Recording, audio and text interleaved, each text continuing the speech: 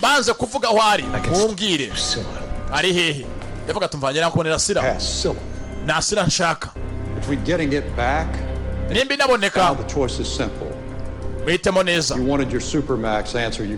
muhitemo mugende mufungwe cyangwa muduhe bagenzi banyu bose bazangaha aho no mujyane hanze ngo waje ngagare US Marshals avanga manze nkora akazi jewe mwabana mwe ntago muzi muhanganye nabyo sasa rishyiramo fasha umwanzuro abice iguma ari ibanga nibizavugwe iyi operation Don Self akoze iguma ari ibanga rikomeye itazamenyekana igihe cyose ko rimenyekanye bana ngo bafungwa imyaka 15 ari bo kiyongozi 1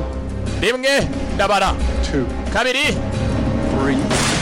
sasa mu gituza abiri yihuse yarayakiriye wa mugabo agare Homeland Security baramurashe uhagarariye Homeland baramuhaye karabaye sasa umuhaye waje agare US Marshals yatumwe nawe nicyo gihe tugende muganire gato basore banjye na general arabashaka general yatumyeho byihuse uzanga gume hafi ya Homeland Security amambere hose niyo order yatanze bacunge aho hose Elise ajya bamukurikirane kumba ku ruhande arwaje yihuse ni tanko ready na sukri byabanze munda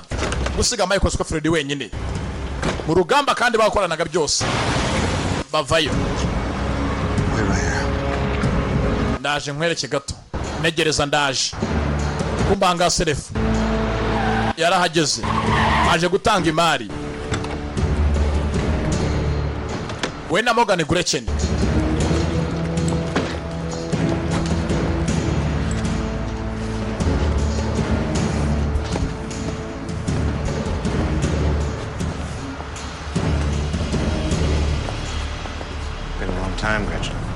Gretchen iminsi myinshi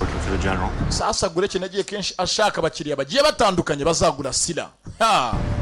dore ne bakiriya azanye I'm the guy that told Sila. Why are you reaching we know ninjye ufite Sila